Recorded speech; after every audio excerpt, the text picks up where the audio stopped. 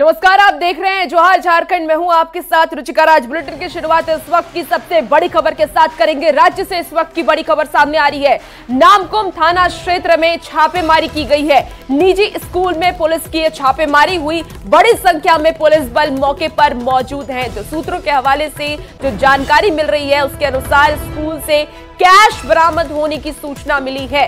इस वक्त की बड़ी खबर आपको राज्य से बता रहे हैं, जहां नामकुम थाना क्षेत्र में छापेमारी की गई। निजी स्कूल में पुलिस की छापेमारी हुई और जानकारी के अनुसार स्कूल से कैश बरामद होने की सूचना मिली है। और ज्यादा जानकारी के साथ न्यूज़ 18 संवाददाता ओम प्रकाश इस वक्त हमारे साथ फोन लाइन पर जुड़ चुके हैं। ओम प्रकाश, क्या कुछ अपडेट है और छापेमारी में क्या कुछ सबूत बरामद हुए हैं?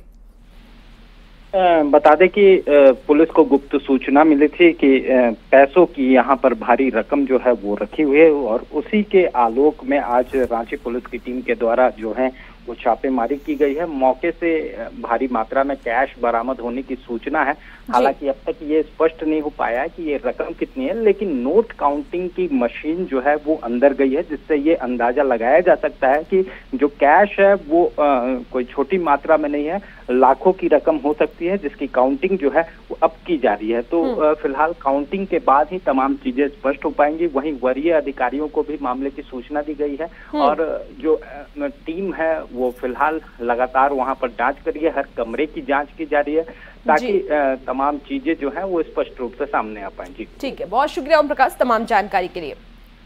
और बोकारो से इस वक्त की बड़ी खबर सामने आ रही है। देर रात घर के बाहर की गई बमबाजी, घर का छज्जा, दरवाजा और सामान क्षतिग्रस्त हो गया है। आपको बता दें कि कलेक्टर सिंह के घर में ये बमबाजी की गई। शंकर साव और सोनू साव पर बमबाजी का आरोप है।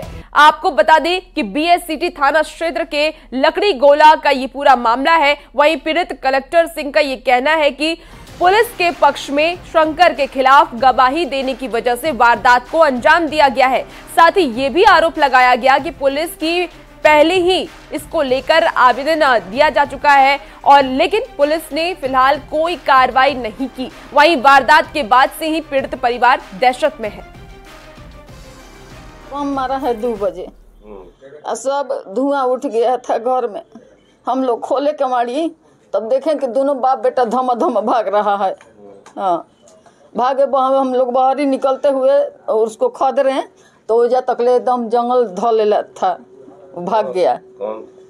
शंकर साहब और सोनू साहब। कोई विवाद नहीं है। विवाद वो अपने जानबूझ के दारू पी के कुमड़ाई करते चलता है, गाली गलौज करता है, माना करते हैं लोग, तो ये विवाद है। सिटी थाना में कोई सिपाही को मारा था, उसमें गवाह हमें वो विवाद है। रामंगल सिंह सिपाही को टीओपी में मार के कपाल फाड़ दिया था, उसमें हम गवाह थे, वही विवाद है। उनके द्वारा आशंका व्यक्त किया जा रहा है कि उनका कुछ लोगों के साथ में जो है फलरी चल रहा है, उन्हीं लोगों के द्वारा किया गया है। उनके द्वारा आवेदन दिया है, हम लोग जांच कर रहे हैं और आगे तक कार्रवाई कर हम लोग आवश्यक कार्रवाई करेंगे।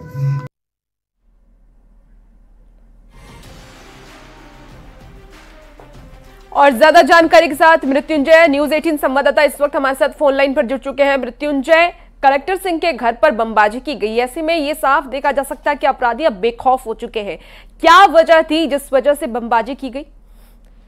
मैं आपको बता दूं कि जिस तरह से कलेक्टर सिंह ने बताया कि सीपी थाना क्षेत्र के जो सेक्टर 1 टीओपी में है, उसमें एक सिपाही के साथ मारपीट की गई थी। उसी में शंकर साहब आरोपी था और वह गवाह था। 1 साल पूर्व भी उसकी पत्नी के साथ मारपीट की गई थी और गंभीर रूप से जख्मी किया गया था। आवेदन देने के बाद भी पुलिस आज तक कोई कार्रवाई नहीं की, और एक बार फिर से इस मामले को लेकर आज लगभग रात 1:45 बजे घर में बमबारी की गई। शुक्र ये रहा कि लोग बाहर नहीं सोए थे, नहीं तो किसी की जान भी जा सकती है। लेकिन क्षति जबरदस्त है। धमाका इतना जबरदस्त था कि पूरा जो छज्जा है, वो चाहे किवाड़ी दरवाजा हो या फिर टेबल है, पूरी तरह से क्षतिग्रस्त हो गया। पुलिस अब यह कह रही है कि इसकी गिरफ्तारी की जाएगी, लेकिन जो जानकारी मिल रही है कि आरोपी अभी भी घूम रहा है और पुलिस सिर्फ नीपापोती और अपनी बातों को टालने का काम कर रही है। जिस प्रकार से आचार संहिता लगा हुआ है, अपराधियों की धरपकड़ करने की बात चुनाव आयोग कह रही है, लेकिन जिस प्रकार से खुलेआम जो अपराधी हैं घटना को अंजाम दे रहे हैं, पुलिस पर कई सवाल खड़े करते हैं। जी बिल्कुल मृत्युंजय, और देखना होगा कि पुलिस की तरफ से कब तक ठोस कार्रवाई की जाती है। बहुत शुक्रिया तमाम जानकारी के लिए। और इसी बीच बड़ी खबर रांची से आ रही है, जहां जुए के अड्डे पर गोलीबारी से हड़कंप मच गया। रांची के एयरपोर्ट थाना क्षेत्र की वारदात ये बताई जा रही है। गोलीबारी में एक युवक गंभीर रूप से घायल है। घायल को रिम्स में भर्ती कराया गया। देर रात करीब 3 बजे ये वारदात हुई और पुलिस मामले की जांच में जुटी हुई है। तो इस वक्त की बड़ी खबर आपको रांची से बता रहे हैं, जहां जो लोग घायल हुए हैं उन्हें रिम्स में भर्ती कराया गया है। जुए के अड्डे पर गोलीबारी से हड़कंप मचा है। रांची के एयरपोर्ट थाना क्षेत्र की यह वारदात है।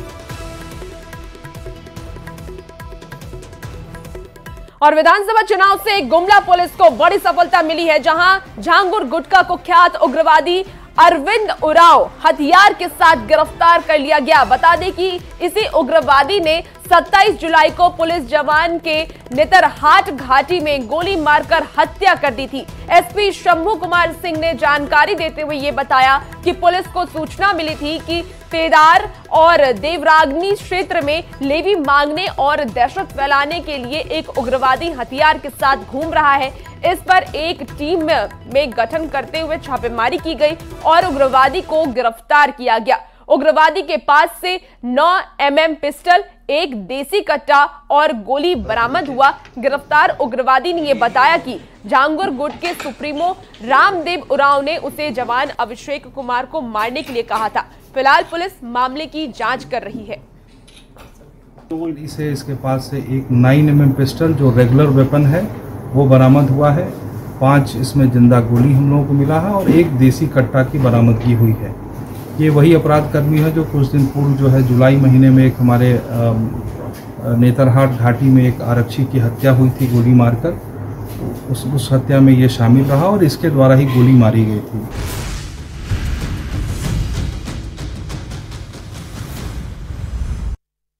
और इसी बीच जमशेदपुर से इस वक्त की बड़ी खबर आ रही है। 4 नवंबर को पीएम मोदी का चाईबासा दौरा होने वाला है। पीएम मोदी जनसभा को संबोधित करेंगे। एनडीए उम्मीदवारों के लिए प्रचार प्रसार करेंगे। जनता से एनडीए के लिए वोट मांगेंगे। अमित शाह की 3 नवंबर को चुनावी जनसभा होगी। बरकट्टा में चुनावी जनसभा को संबोधित करेंगे अमित शाह। तो इस वक्त की बड़ी खबर आपको बता रहे हैं, सियासी गलियारे से बड़ी खबर। पीएम मोदी और अमित शाह का झारखंड दौरा होने वाला है। पीएम मोदी आएंगे और उसके बाद अमित शाह भी झारखंड में चुनावी जनसभा करेंगे। जनता को साधने की कोशिश दोनों ही बड़े नेता स्टार प्रचारक के तौर पर दोनों जब झारखंड पहुंचेंगे तो की जाएगी। जनता को क्या कुछ सौगात देते हैं ये भी देखने वाली बात होगी और किस तरीके से जनता को साधते हैं ये तो आने वाला वक्त ही बताएगा। झारखंड विधानसभा चुनाव को लेकर के तमाम राजनीतिक पार्टी ने कमर कस ली है। राजनीतिक पार्टियों के स्टार प्रचारक भी अपने प्रत्याशियों के लिए प्रचार प्रसार करेंगे और इसी बीच 4 को प्रधानमंत्री नरेंद्र मोदी चाईबासा में जनसभा को संबोधित करेंगे और 3 को गृह मंत्री अमित शाह धालमूगढ़ में जनसभा को संबोधित कर अपने प्रत्याशियों के लिए प्रचार प्रसार करेंगे। इस पर बीजेपी के राज्यसभा सांसद आदित्य साहू से बात की न्यूज 18 संवाददाता आशीष तिवारी ने। झारखंड विधानसभा चुनाव का आगाज हो चुका है और पहले और दूसरे फेज में चुनाव होने जा रहा है। हालांकि 13 नवंबर को पहले मतदान की प्रक्रिया जो है वो की जाएगी। जनता द्वारा प्रत्याशियों की किस्मत पर वोट किया जाएगा। हालांकि तमाम राजनीतिक पार्टियां इस पहले फेज में जिस तरह मतदान किया जाएगा उसको लेकर तमाम प्रत्याशी जो है अब अपने लोगों के घर घर पहुंच रहे हैं और अपने लिए वोट की मांग कर रहे हैं। वहीं हमारे साथ भारतीय जनता पार्टी के राज्यसभा सांसद आदित्य साहू जी मौजूद हैं, उनसे बात करेंगे क्योंकि अब कई दिग्गज नेताओं का दौरा भी अब झारखंड में होने जा रहा है। कोल्हान में कई दिग्गज नेताओं का भी दौरा है, प्रधानमंत्री का भी दौरा है, क्या कुछ है पूरा? देश के यशस्वी प्रधानमंत्री जी का झारखंड से गहरा लगाव है। आज हम लोग जमशेदपुर में बैठे और जमशेदपुर में लगभग 1.5 महीने पहले जिस प्रकार से झमाझम 8 दिनों से बारिश हो रही थी, आदरणीय प्रधानमंत्री जी का कोल्हान का रिश्ता कैसा आप समझ सकते हैं।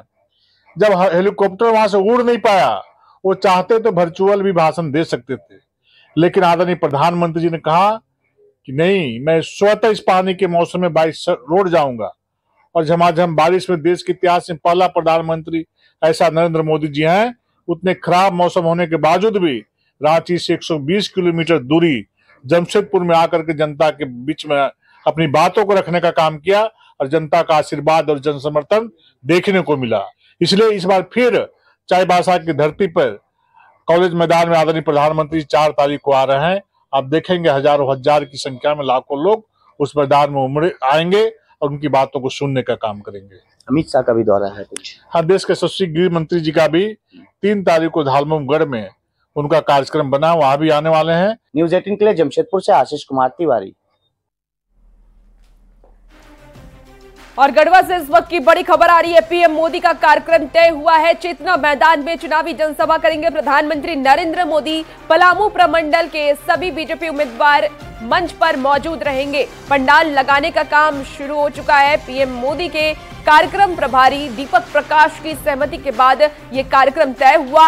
आज एसपीजी की टीम के आने की भी संभावना जताई जा रही है। और राज्य से बीजेपी उम्मीदवार सीपी सिंह ने बम्पर जीत का दावा किया है। सीपी सिंह ने डबल दिवाली का दावा करते हुए ये कहा कि दिवाली के साथ साथ 23 नवंबर को भी जीत के बाद डबल दीपावली मनाई जाएगी। जीत को लेकर के कॉन्फिडेंट नजर आ रहे सीपी सिंह से बात की न्यूज़ 18 संवाददाता संजय कुमार सिन्हा ने। झारखंड विधानसभा चुनाव की कहानी अब नामांकन से आगे बढ़ चुकी है और इसी में एक पड़ाव है दीपावली का। जो चुनाव प्रचार है धुआंधार चल रहा है रांची विधानसभा क्षेत्र में और हमारे सामने बीजेपी प्रत्याशी जो 7वीं बार चुनाव लड़ने जा रहे हैं सीपी सिंह जी हैं। इस बार कितने वोट से जीतने की तैयारी है? देखिए इस बार मैं कोई बड़ा बोलापन नहीं करता हूँ। कार्यकर्ताओं ने 50,000 वोट से ज़्यादा से जीतने का लक्ष्य रखा है और कार्यकर्ता के निर्देशानुसार मैं घूमता हूँ, यहाँ चलना है वहाँ चलना है, वो तय करते हैं, मैं उसी के अनुसार काम कर रहा हूँ। खुद को फुटबॉलर मान रहा है? भाई स्वाभाविक है, फुटबॉलर नहीं मानिएगा तो कैसे आप जीवन में संघर्ष से उभरिएगा? तो गोल मारना वो तो निश्चित है, गोल तो मारूंगा ही। गोल मारने से मुझे कोई नहीं रोक सकता। ये जो विपक्ष में है खिलाड़ी भाई उनसे मुकाबला कर रहा हूँ तो उनको बताऊंगा कि कैसे मैं गोल मारता हूँ और गोल मारने के बाद गोल रुक गया तो गोल पकड़ ही नहीं पाएगा ना। गोल जो है सो मारना मैं जानता हूँ और गोल मैं मारूंगा, ये निश्चित है। अब बता रहे हैं कि खुद को फुटबॉलर बता रहे हैं राजनीति के और ये बता रहे हैं गोल मारने में माहिर हैं और जब ये गोल मारेंगे तो विपक्षी से रोक नहीं पाएंगे। संजय कुमार सिन्हा, न्यूज़ 18 रांची। राज्य सीट पर जीत को लेकर के सियासत तेज हो गई है। एक तरफ सीपी सिंह ने फुटबॉल की भूमिका में गोल कर जीत का दावा किया है तो दूसरी तरफ झारखंड मुक्ति मोर्चा ने यह कहा कि महुआ मांझी तो रांची की विधायक बन चुकी है और वो नारी सशक्तिकरण का प्रतीक बनकर उतरेंगी। जीत के दावों को लेकर के बीजेपी और जेएमएम आमने सामने है। देखिए, महिला सशक्तिकरण का जो प्रण लेकर, जो संकल्प लेकर हमारी पार्टी चली है, आप उसका उदाहरण सामने देखते होंगे कल्पना सोरेन के रूप में।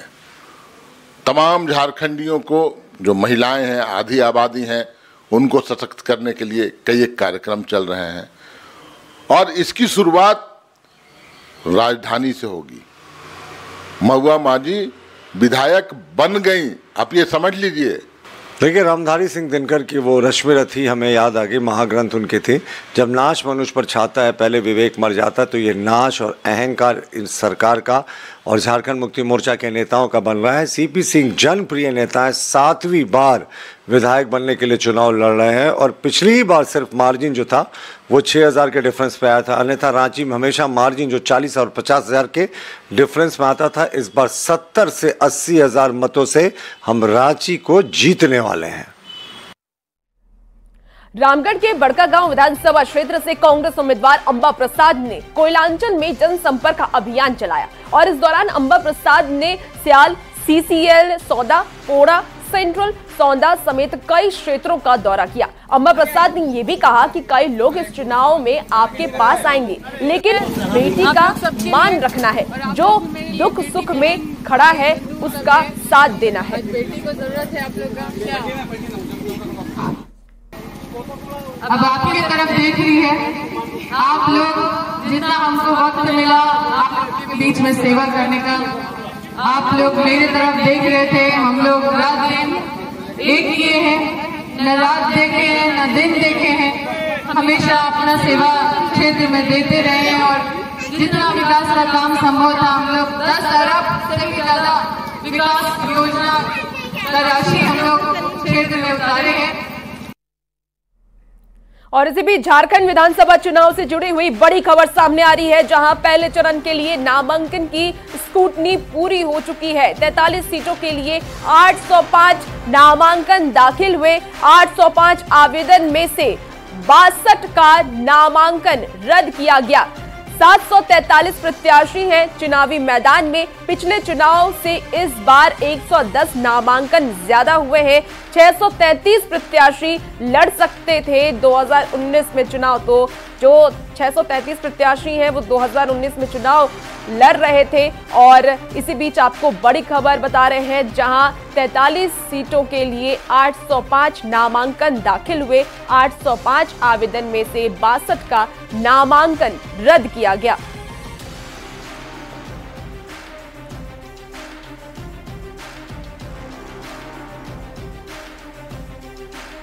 और गढ़वा विधानसभा क्षेत्र में बीजेपी के कार्यक्रम में लगभग 500 लोगों ने बीजेपी का दामन थाम लिया है। भाकपा माले के मेराल रंका प्रखंड के सचिव समेत कई प्रखंड के 100 कार्यकर्ता समेत 500 लोग बीजेपी में शामिल हुए। बीजेपी उम्मीदवार सत्येंद्र नाथ तिवारी ने माला पहनाकर लोगों को पार्टी में शामिल किया। इस लिस्ट में सचिव सोबरन मेहता, सचिव शमीम अंसारी, दलित सेना के जिला सचिव अर्जुन पासवान के अलावा कई लोग शामिल हैं। माले पार्टी के 200 से ज्यादा लोग माले पार्टी को छोड़ करके भारतीय जनता पार्टी को ग्रहण किए हैं। आज सोबरन जी जो हेड ऑफ द मेराल प्रखंड थे, सोबरन महतो के नेतृत्व में 200 से ज्यादा लोगों ने भारतीय जनता पार्टी की सदस्यता ग्रहण किया है। आज मैं कह सकता हूं, लोगों का विश्वसनीयता आज भारतीय जनता पार्टी की ओर बढ़ा है। झारखंड विधानसभा चुनाव को लेकर के मांडू विधानसभा क्षेत्र के फर्स्ट टाइम वोटरों में उत्साह का माहौल है। फर्स्ट टाइम वोटर अपने वोट के जरिए लोकतंत्र को मजबूत बनाने के लिए तैयार हैं। वोटरों से बातचीत की है न्यूज़ 18 संवाददाता जावेद खान ने। तो फर्स्ट टाइम वोटर इस बार काफी उत्साहित नजर आ रहे हैं और फर्स्ट टाइम वोटर भी कई बार भाग्य विधाता बन जाते हैं। इस बार फर्स्ट टाइम वोटर में कितना उत्साह है ये तो वोटिंग वाले दिन पता चलेगा, लेकिन जिस तरीके का उत्साह अभी से देखने को मिल रहा है उससे साफ नजर आ रहा है कि जो फर्स्ट टाइम वोटर हैं उन्हें जागरूक किया जा रहा है और जागरूकता के चलते ही वो वोटिंग के लिए इतने उत्साहित हैं। और इसी बीच रांची से बड़ी खबर सामने आ रही है। धनतेरस पर राज्य भर में बम्पर कारोबार हुआ है। पिछले साल के मुकाबले 22% ज्यादा कारोबार हुआ। राज्य में 1650 करोड़ से ज्यादा का कारोबार हुआ है। सिर्फ रांची में 600 करोड़ के करीब कारोबार हुआ। सोना, चांदी, गाड़ी, इलेक्ट्रॉनिक, बर्तन और दूसरे सामानों की जमकर खरीदारी भी हुई।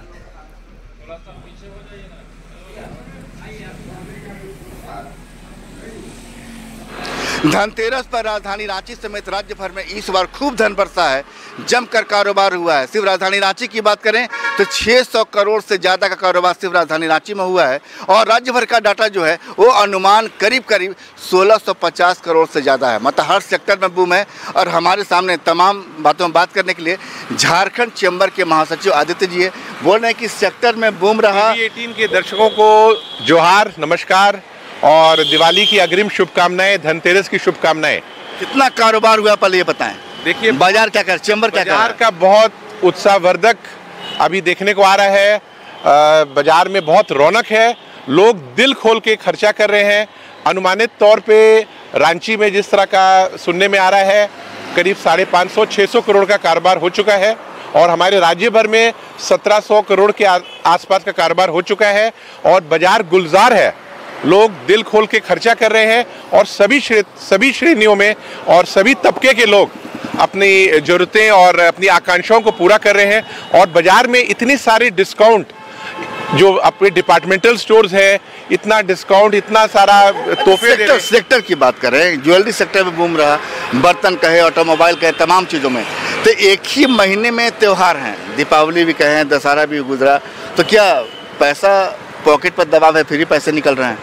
पैसे तो देखिए लोग कमा भी रहे हैं और लोग ने ये समझ लिया है कि अब पैसे को बचाना नहीं है, पैसों को बाजार में खर्च करना है और अपनी जीवन शैली को अच्छा करना है, क्योंकि कल हो ना हो, आज तो हम लोग बढ़िया से जी लें, अच्छे कपड़े पहन लें, अच्छे गाड़ियों में चलें और अपने घर को भी सजाएं, साज सज्जा, तो बहुत ही अच्छा माहौल है।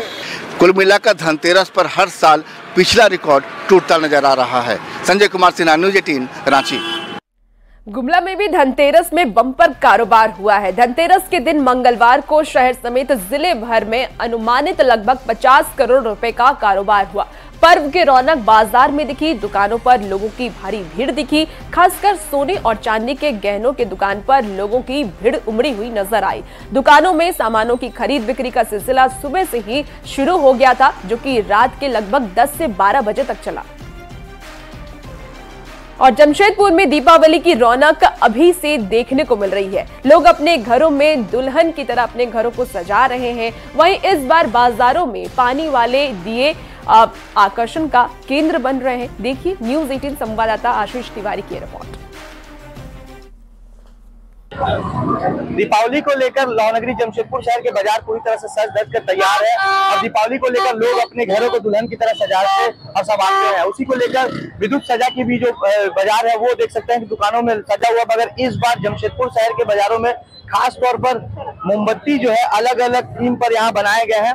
और दिए, सबसे बड़ी बात होती है कि मिट्टी के दिए जो सबसे शुभ माना जाता है, वो जमशेदपुर शहर में लोग अपने घरों में दिए जलाते हैं। मगर इस बार जमशेदपुर शहर में महंगाई को देखते हुए बिना तेल के दिए, पानी से जलने वाले दिए यहाँ पर लोगों को बीच आकर्षण का केंद्र बने हुए हैं। ये जो तस्वीर आप देख सकते हैं कि जमशेदपुर शहर के ये जो बाजार है, आप देख सकते हैं, मैं दिखा रहा हूँ, ये ऐसा दिया है, इलेक्ट्रॉनिक वाले दिया है, मगर इसमें जैसे ही आप पानी डालेंगे, देखिए मैं पानी डाल के दिखा रहा हूँ, जैसे ही आप इसमें पानी डालते हैं उसके बाद ये दिया जो है वो जल जा रहा है। तो जमशेदपुर शहर में इस बार जो जमशेदपुर शहर के घरों में दिए जलेंगे वो पानी से जलने वाले दिए जलेंगे। हालांकि इसकी जमकर खरीदारी हो रही है। हम सीधे तौर पर दुकानदार से भी बात करेंगे कि लोग इसे कितना पसंद कर रहे हैं। पसंद करे सर, बहुत पसंद है, बहुत स्वास्थ्य अच्छा बिक्री है इसका, ठीक है। और ये पानी से जलने वाला लाइट है, ठीक है, तेल का कोई दिक्कत नहीं होगा, पानी डालिए जलते रहेगा। क्यों तेल का दिया नहीं क्यों बनाया गया, क्या कारण क्या है इसमें, क्या उद्देश्य? आज मतलब तेल महंगा हो रहा है, इसकी वजह से पानी सस्ता है। तेल महंगा हो रहा है जिसकी वजह से लोग महंगाई को देखते हुए ये दिया का निर्माण किया गया है। देखिए ये दिया लोगों के बीच काफी आकर्षण का केंद्र बना हुआ है। हालांकि इस बार जमशेदपुर शहर के घरों में ये पानी से जलने वाले दिए कहीं ना कहीं देखेंगे और दिवाली लोग धूमधाम से मनाएंगे। न्यूज़ 18 के लिए जमशेदपुर से आशीष कुमार तिवारी। और फिलहाल रुकेंगे एक छोटे से ब्रेक के लिए, जल्द हाजिर होते हैं।